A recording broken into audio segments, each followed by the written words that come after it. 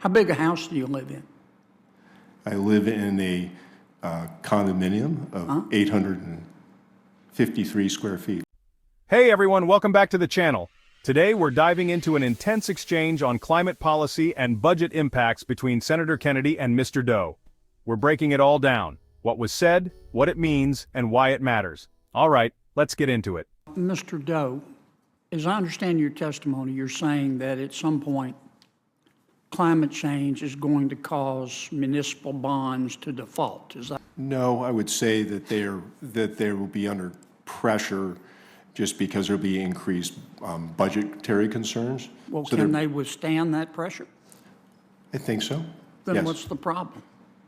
The problem is that there might be a higher interest rate if there are issues that aren't addressed by state and local governments, that if because of, let's just say, an anticipation of extreme weather events. So you're worried that interest rates will go up? Yes. So the big question here, is climate change going to cause municipal bonds to default? Kennedy pressed DOE hard on this, and DOE's response? He admitted climate change will increase budgetary concerns and pressure interest rates. The key takeaway? Cities and states might have to pay more when borrowing money, but is that really as bad as it sounds? Let's unpack that. DOE believes municipal bonds might not default, but higher interest rates could be problematic if extreme weather events make investors nervous. Kennedy asked for specifics. How long until this happens? DOE estimated 10 to 20 years. Should we act now, or wait until we see real financial strain? Let me know in the comments what you think. I think we ought to be able to identify where infrastructure is most vulnerable to weather events, and that infrastructure is then, appropriate dollars are used to modernize infrastructure. For example, in the town of Marshfield, I want to cut you off because I don't have Sure. much time. You think we ought to spend money? Wisely and appropriately. Now here's where things got really interesting. Kennedy asked DOE, how much will it cost to make the United States carbon neutral by 2050? DOE didn't have an answer.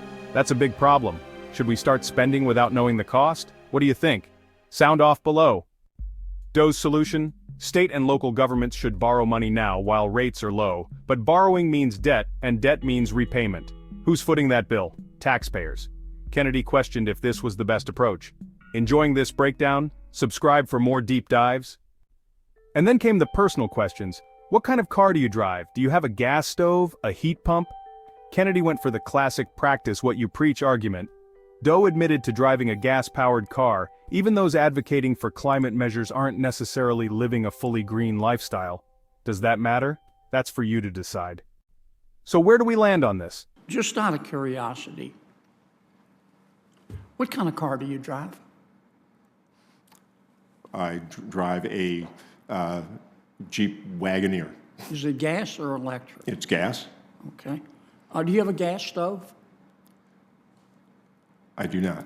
Okay. Do you have a heat pump? I do not. You don't?